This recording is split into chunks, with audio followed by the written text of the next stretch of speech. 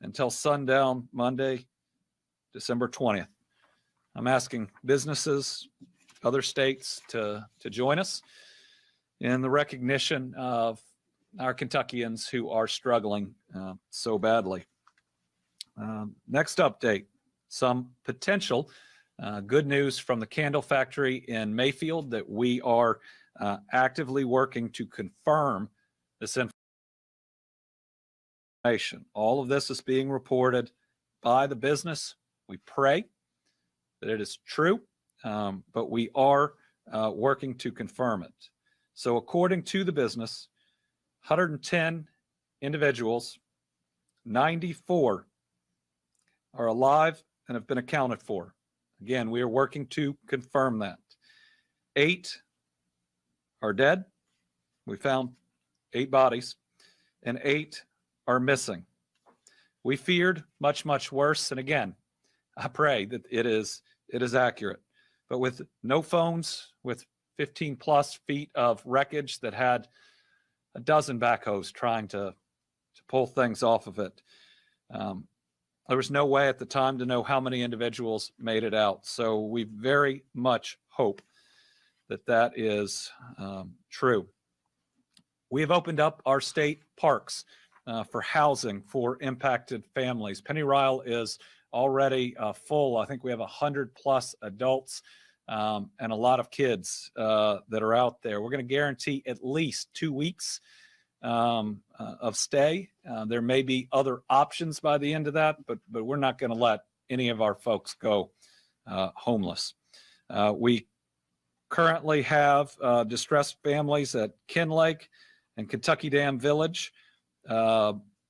Currently, we have some openings. I'm working with the county judge, Judge Perry in Graves County, to move people from a warming center or shelter to these rooms. We've got at least 58 rooms open at Kinlake. Kentucky Dam Village, we have 30 open. If we can get power to Lake Barkley, we'll open up about 50 more. We do need a little bit of help. We need some volunteers to help us staff the state park. It'll be things like washing dishes and washing clothes, but we could really use that help. So if you are looking for a place to be of assistance, you can contact Director Andy Cassett. His name's Andy, at 502-418-3581. His email, andy.cassett, K-A-S-I-T-Z, at ky.gov. I hope he's flooded with calls and emails, and we can put as many people to work helping our people out as possible. Just a few more facts about those we've lost. 18 are still unidentified. Of the ones that we know, the age range is 5 months to 86 years, and 6 are younger than 18. Help keeps pouring in from all over the country. Thank you to everyone. We feel your love here in Kentucky. The Team Western Kentucky Tornado Relief Fund, now 31,279 donations, over $4 million raised into it thus far. Do we have the website? Those that would like to help us, that's teamwkyrelieffund.ky.gov. This is a fund associated with the state. We're going to be fully transparent on how it is spent. There will be no administrative fees taken out of it. All of it is going to go to help these families. Today, we're announcing the first expenditure from that. We're going to be providing $5,000 in burial expenses for each family that has lost a loved one. We're going to ask the funeral home or group helping out to not charge the families beyond that $5,000. We at least have to be able to grieve together, and no one's going to have to apply. We're going to work with our vital statistics group for everyone who's been identified, and we're going to work to reach out and contact those families directly.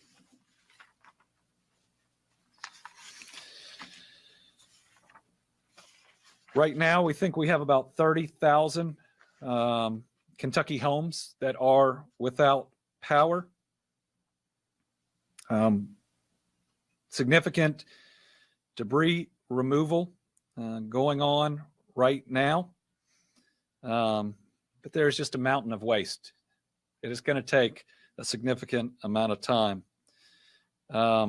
We've got significant livestock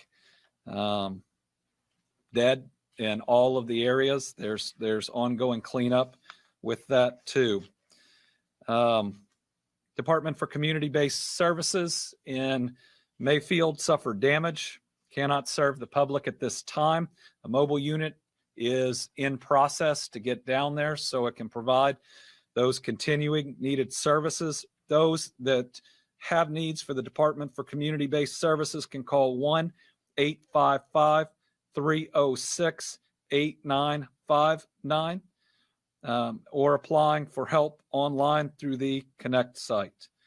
Walgreens in Mayfield is the only pharmacy that has been open. Starting today, Walmart plans to open for prescription fulfillment. This is in Mayfield. If you need a refill, it helps if you can bring your medication bottles. But the pharmacy recognized that you probably don't have them. So if you have a list of your medications, that would be helpful too. Mayfield Nursing and Rehab has been closed due to storm damage and will need to rebuild. All residents have been relocated.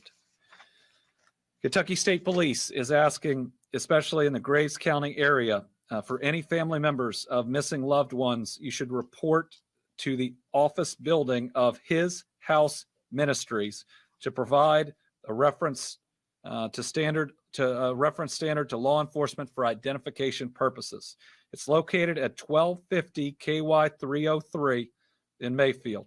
Anybody who needs assistance in getting there, call 859-267-7775. Kentucky State Police is also using rapid DNA technology to assist in the identification of victims. So they're requesting any family members of missing loved ones to come to that same building to submit DNA so that they can match. Kentucky State Police is also working to verify the information on the candle factory. I know, like the folks in Western Kentucky, I'm not doing so well today, and I'm not sure how many of us are. I was working on getting the confirmed deaths this morning and realized I was writing on the back of notes that one of my kids took from school. And here's what it is. It's notes on inertia. It means that an object that's in motion will stay in motion. So we're going to keep putting one foot in front of the other and push through this. Everybody out there, get the help you need. Take care of yourself, and we'll continue to provide updates. To the people of Western Kentucky, we're not going anywhere. We're going to be with you today. We're going to be with you tomorrow, and we're going to be there with you to rebuild. This is one state of people that love one another. And I think everybody in Kentucky, but also everybody in the country is standing with you. And with that, I'll turn it over to Director Dasa.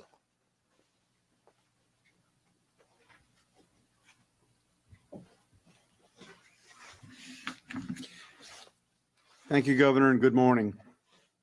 So I'm going to give you an overall update of operations. The state EOC is in operation at level 3. We have an extraordinary complement of state and federal personnel, probably numbering 80 to 100 right now. These folks will be on duty each day and every day, including the weekends, to answer the requests from our counties and to render assistance. So we have representatives from the Kentucky Transportation Cabinet, the National Guard, forestry, law enforcement, energy sector, sheltering, volunteer organization, parks, Red Cross. We've established an aircraft command and control section for overflights to survey the damage. So now I'll go into some of the power numbers. And Governor, there's been some good news within the last 10 minutes. The numbers dropped again.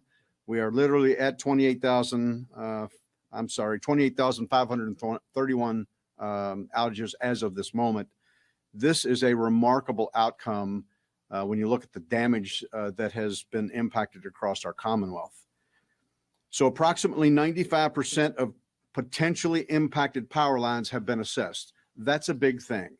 In most of these events, the power companies can't get to the lines even to perform the assessments. So 95% have been completed. Now, there's some bad news with the good news. There are still 29 transmission lines. These are the lines that feed from the power plants. If you recall in the ice storm, you saw collapse of these massive towers that run across our state. We have had that, and the restoration will be weeks to months for these. So we'll have a small number that feed off these transmission lines that are still out. We have at least 97 power structures damaged. Several local power companies have extensive damage to their own distribution systems, and they're underway, certainly. Mutual aid crews from across other states are arriving daily. We have, and this is just an estimate of 3 companies, and we have a number of them, and I'll go through them. We have 8,000 power poles. These are the ones in your neighborhood that are down. They have to be dug, replaced, wire strung, so it's a massive effort. 8 of the most impacted local power companies: West Kentucky Rural Electric Cooperative, Lexington Electric, Nashville Electric, Memphis Light Gas and Water, Warren Rural Electric, Murray Electric, Bowling Green Municipality, and Mayfield Electric. So we have water systems also impacted. 3 systems currently not operational with 10,400 customers.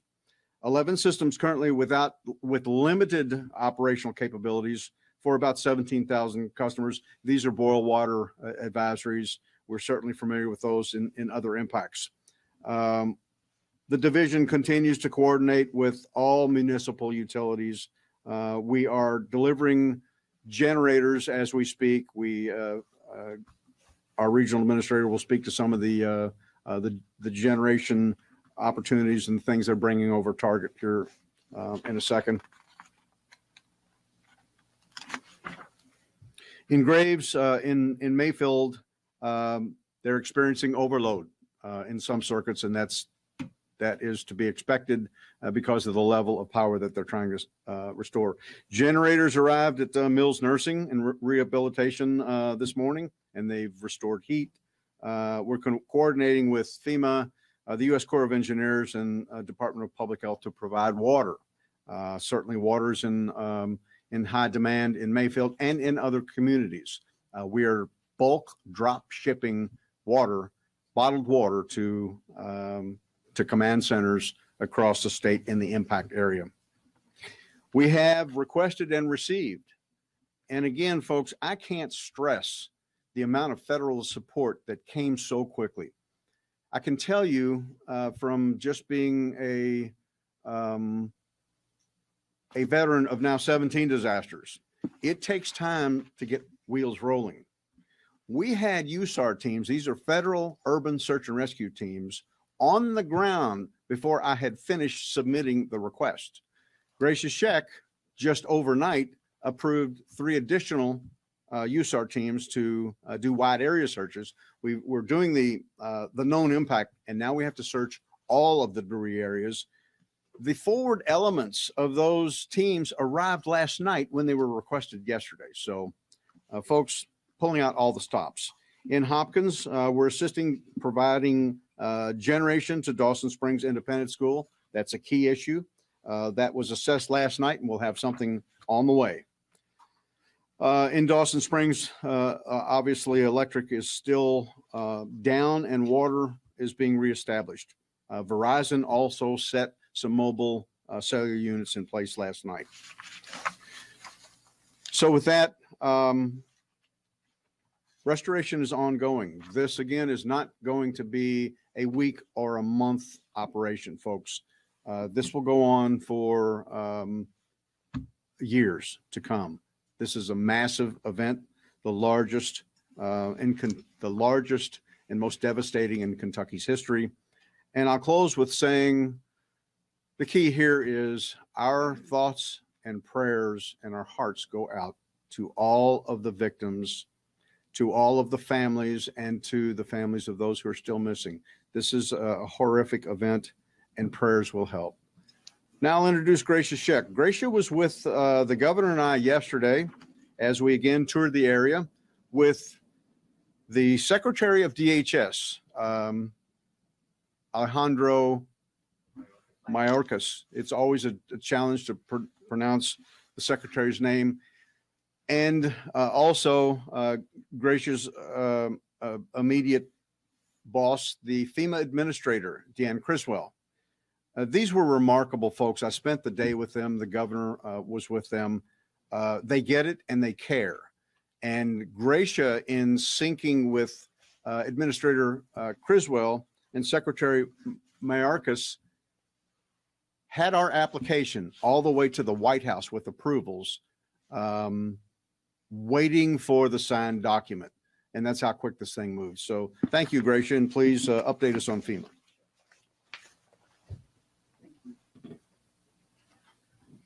Governor, Director Dossett, thank you. Yesterday meant so much to the secretary, to the administrator, to really see, and as they said, the pictures didn't do anything what we saw on the ground, and such an impact. And as Director Dossett said, our hearts and prayers and thoughts go to the families, for the families who lost loved ones, for the families who suffered such incredible damages from what we saw. And last night, as you heard, the president did declare a major declaration, and this included 8 counties, and I'll read those counties off. It is for Caldwell, Fulton, Graves, Hopkins, Marshall, Muhlenberg, Taylor, and Warren counties. And that's just the beginning. We will work with the state on identifying other counties to get them added on. What this means is that there is assistance for individuals, for homeowners, for renters. They need to apply for FEMA assistance. The administrator did say yesterday, the first line of defense is insurance. Make sure if you have insurance, that is you've already called them. But we also encourage everyone to apply for FEMA assistance. And that comes in various ways. And I know we've given the slide to the governor's office, so we'll make sure that gets out there into the media. You can go to the app, you can apply online at disaster assistance. I'll probably make it easier, I'm sorry. disasterassistance.gov. One word, disasterassistance.gov. Or you can call the FEMA hotline at 1-800-621-FEMA, and that's 1-800-621-3362. We will have people out, their disaster survivor assistance teams. They're going to be out in those counties that have been declared. And we may even have people as soon as today. I will get an update of that, but you'll see them. They'll be in FEMA shirts. They'll have a FEMA ID, and they'll be carrying an iPad. They're going to go door to door. They're going to go where they see people working on their homes and try to get them registered and making sure that they're already into that system. And a person will receive a 9-digit number, and they need to make sure they keep that number because they can keep going back online and checking their registration and the status of that. So, don't hesitate when you see a FEMA person with FEMA ID come up to you and talk with them, because you may also be able to tell them where we may find other survivors to bring that assistance to them and get them registered. That is the key message today of that, is to register, register, register in any one of those 3 ways. And there's going to be various forms of assistance available. to those that are eligible. And that's in forms of a low interest loan with the Small Business Administration to grants, which could include temporary housing, rental assistance, repairs, other needs assistance, such as medical. We heard people lost their prescriptions, dental, and funeral assistance. So again, I encourage everybody to register. And when you register, one thing is important is to make sure you give a number of where you can be reached. You may be staying with family and friends. You may have lost your cell phone. Make sure you give a number of where you can be reached, because a housing inspector will be reaching out to you. So that's the disaster assistance piece. Now, what came along with the major declaration for those 8 counties is also Category A. They were counties were already declared for Category B, which was emergency protective measures, overtime, things that you did in times of the storms, for the police, the first responders, the vehicles they used, but also it was available for debris clearance, pushing debris off to the roadside. Now they have received debris, Category A, which is debris clearance or debris removal. That is the actual removal of debris that they may be eligible to be reimbursed up to 75% by the federal government. So I know we spoke about it yesterday. I encourage those public officials to document. We will have people out on the ground. We have FEMA people, Army Corps of Engineer people out on the ground doing debris surveys. They're linking up with the local entities to help guide them through what they need to do, but also looking at possibly private property debris removal, demolition. I know that's a lot of questions that are going to be asked. So we'd like to get those answers as quickly as possible so everything is done the right way so that it could be eligible. And then also we have subject matter experts looking at the water and wastewater systems to see what we can do for emergency repairs, because we know it's important to get those up and running. So we will be working with the locals and state. And again, all of this is in support of the state. They are locked tight with us. There's no shadows between us. So that's what we're doing. And as Director Dossett spoke about, yes, we have 4 urban search and rescue teams on the ground, one being at the Candle Factory, where the 3 others are in Graves County, and they're doing the primary and secondary searches. They've already begun those this morning. And you'll see mobile emergency response support vehicles supporting all of these field elements and the communities with communications and helping them in the short-term need for communications. We have housing experts on the ground today because that's a big question also. We know that there's going to be a need for housing. It's how we get there together, because we know Kentucky's resilient and we need to work together to get to housing. And we're going to strategize with the state on this. And this is for both short and long-term housing. And then in regards to commodities, we have water, meals, cots, and blankets for 15,000 people per day. And we continue to move trucks in every day. And then, as was discussed, we have additional water that's already been delivered. And Director Dossett, we together have been able to do assessments for generators and provide generators to critical public places. So again, it's a great partnership that, we are here to support the state in any of their needs, and we will continue to be here. So thank you again, Governor.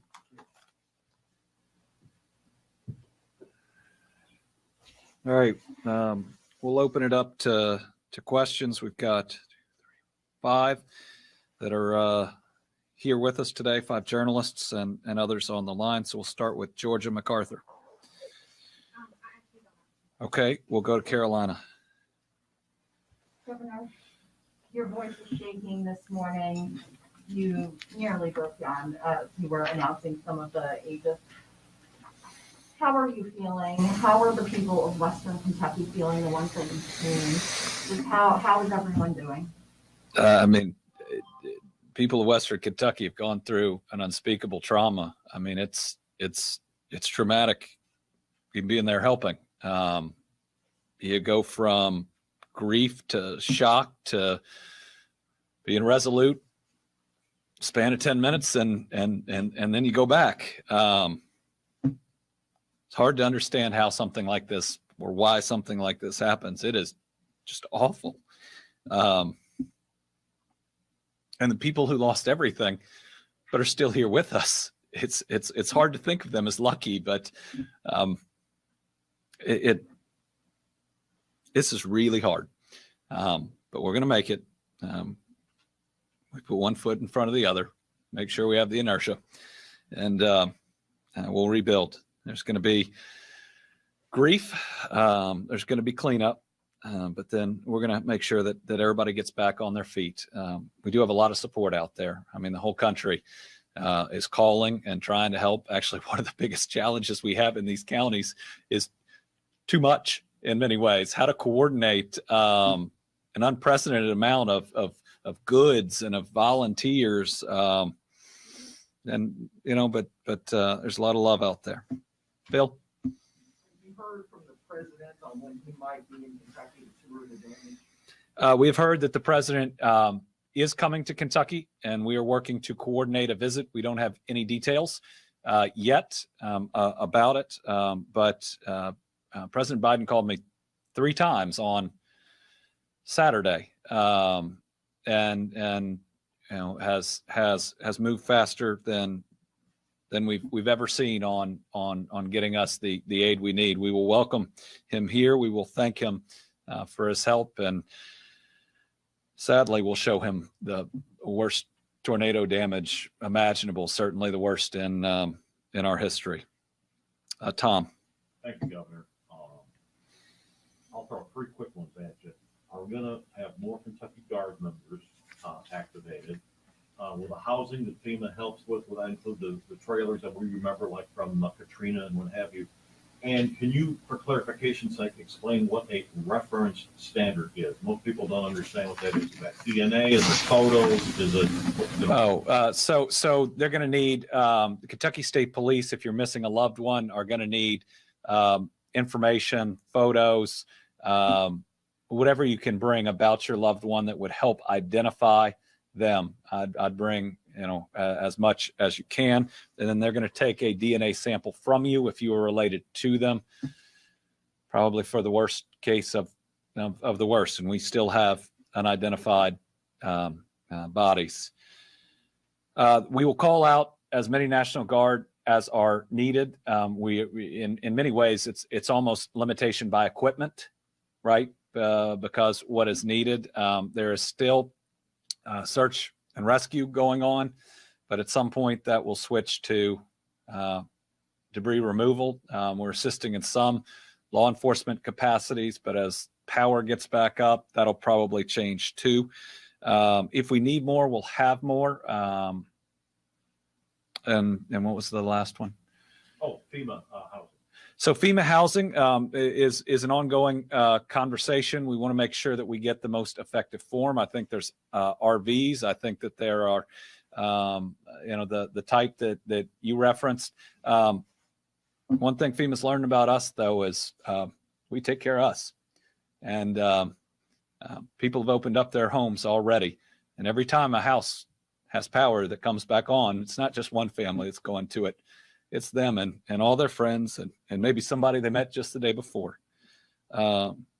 Good morning.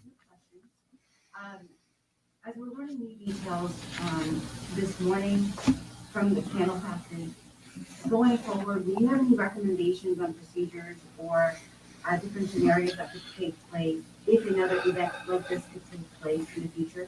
Well, it's too early in where we are to know any changes that ought to be made in the future. I believe that this is going to end up being an E5 tornado, which you can have the warnings, but what do you do, right? The homes this hit, if you haven't been down there, it didn't take the roof off. That's what we're used to seeing with tornadoes. right? That if you get to your safe place, you're safe. You get to the basement, you're safe. There's no safe place when you get hit by something like this. I'm sure that we will look at what procedures the facility had. That's natural, but it's still too early, and we may well have to live with the idea that some storms are so powerful that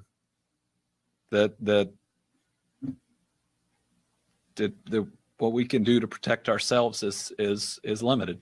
I really hope the information is correct and is verified, because if 94 folks are safe and accounted for, that's the miracle we've been hoping for a couple of days. Very first place I went was that factory, and the 94 must have been folks that had left before, because it's hard to imagine surviving once it hit. Do you have one more? I do. Okay.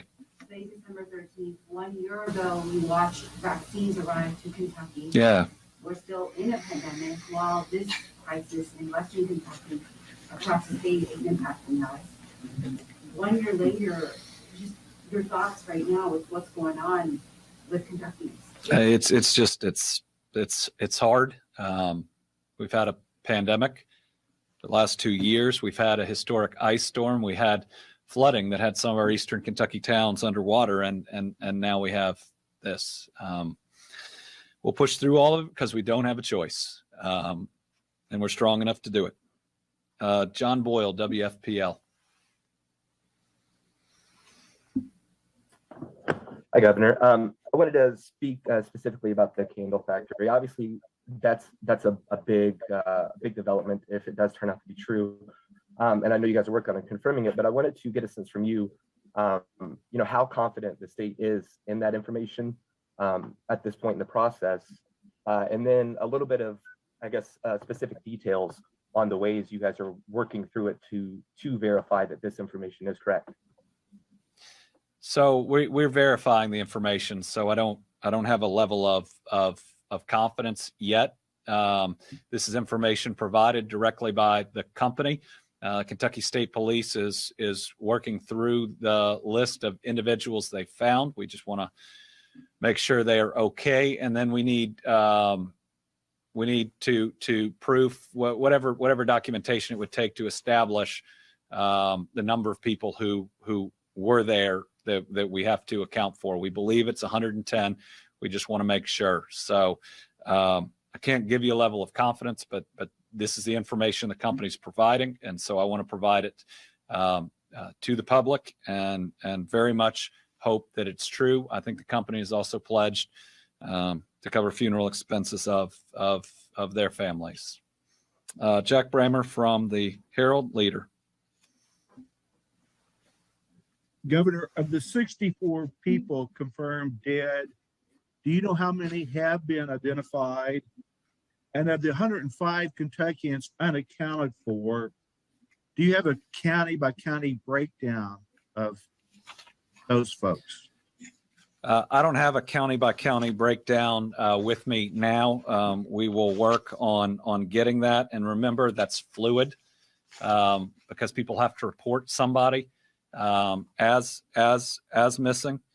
So 18 of the 64, to my knowledge, are unidentified. So I'm not going to try to do math up here, but if you do the subtraction there, you'll get the identification. WDRB.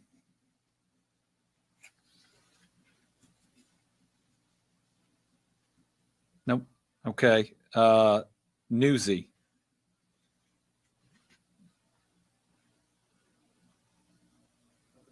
Nope. Okay. Corinne Boyer. Hi, Governor. Your office put out a warning Friday afternoon about the weather that was to hit on Friday evening. Do we know what kind of warning people at the candle factory received? Well, the information was absolutely out in the public about a strong set of storms that could produce tornadoes. We knew we were going to have a significant weather event. But you can stand in the middle of Mayfield, and I don't think anyone could have predicted something as devastating as this is. I do believe there were warnings. I believe for days people were advised. I don't fault warning systems. I don't fault training. I don't know about the procedures in the candle factory, and don't have any reason to fault that either. I mean, how do you tell people that there's going to be one of the most powerful tornadoes in history and it's going to come directly through your building? It's another reason it just makes it really hard. It's the why is an answer that we'll get one day, but not one I think that we'll get on this earth. Debbie Yetter, the Courier-Journal.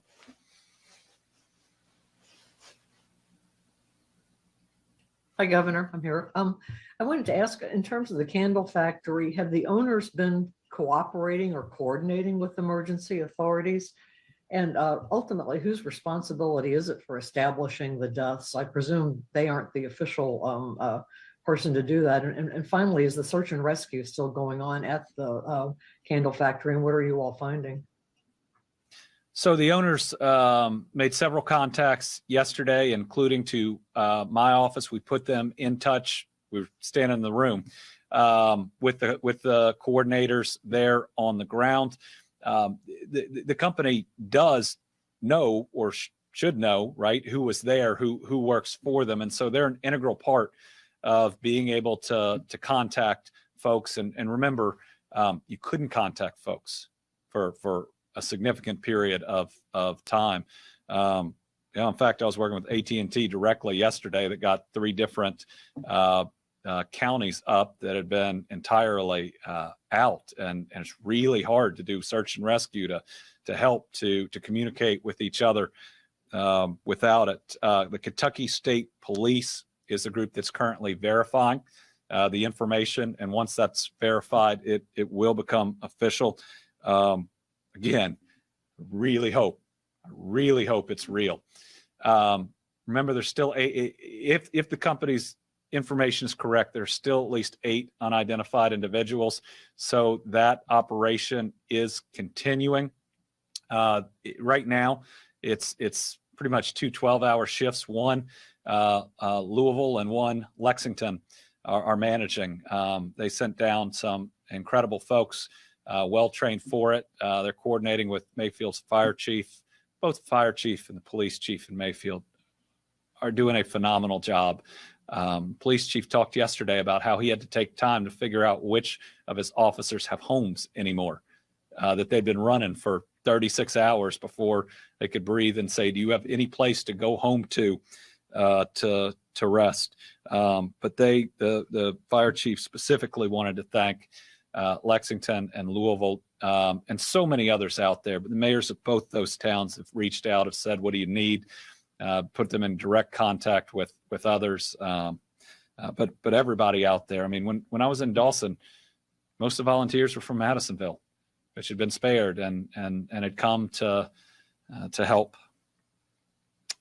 Jen Bellissimo from Fox 17.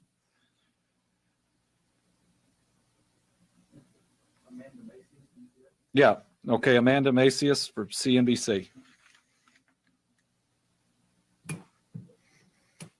Hi, thank you so much for doing this. I wanted to ask about the initial cost assessments for the damage to your state, and if you think you have enough of the financial assistance or you may potentially need more. And my second question, are there any big businesses or corporations that have reached out and pitched in? Oh, there are so many. I almost want to say that every business has called or tried to call. I had a voicemail from the CEO of Amazon. I guess he's the CEO of Amazon. He can find my number. And his first name's Andy. Who knew? But all over, and it's actually really hard to process the requests when it's wild when you have like a Fortune 50 company and you say, I'll make that call back when I can. The love has been unbelievable. I guess that's what keeps you going, both from your neighbors and the rest. I don't have yet an estimate on damages, but it's in the hundreds of millions of dollars at least. I said this yesterday. There is not a lens big enough to capture the devastation, and everybody who's come in from FEMA and Homeland have said the same. You stand in the middle of Mayfield or Dawson, where 2/3 of the town are gone, or in that town in Muhlenberg County, and it's almost crushing. How it feels. But again, whatever the cost, I know our federal partners are there with us. We will spare no expense by the state. I'm going to spend as much of today as I can ensuring, whether it's state parks or others, that we've got a warm place for our families to sleep. And then turning tomorrow or the next day, I'm going to make sure that we come together to make sure these families can celebrate Christmas too. We lost some kids, and we have some kids that lost their homes. And at this time of year, especially as a person of faith, I want to make sure that we can be there for them. And I know now I said that there's going to be another round of support that comes out there. All right. I appreciate it. Oh, Karen Czar. Karen, last question, because this is about all I can do. Thanks, Governor. I apologize. I actually have to. Thank you to you and thank you to your team for getting us info so quickly over the weekend. First, to citizens who want to go in and help, I know you had said it's best for people to stay away, but are there any types of expertise where it would be a help and not a hindrance? And then the second question is, obviously, this also brings out the worst in people. We've seen some of the best, but how do you identify and report scams? Thank you. Well, identify and report scams both locally. The Attorney General's office, I know, has also pledged its support. The price gouging statute is in effect. That's also the Attorney General's office. So report to them if all of a sudden gas goes through the roof or building materials go through the roof. Sadly, we have seen that sometimes, but I hope that we won't see it here. A tragedy of this level, hopefully no one will try to take advantage of. What was her other? What was the other question, Karen? Oh, well, first, we do need help at our state parks. And, that doesn't take any expertise at all, just chipping in and helping to do the things that support these families. I believe right now that the expertise that is needed is there. All right. To all our folks in Western Kentucky, stay strong. To the rest of Kentucky, if it hurts, it's because you care. To all of you, we love you. We're going to be with you today, tomorrow, and in the years to come.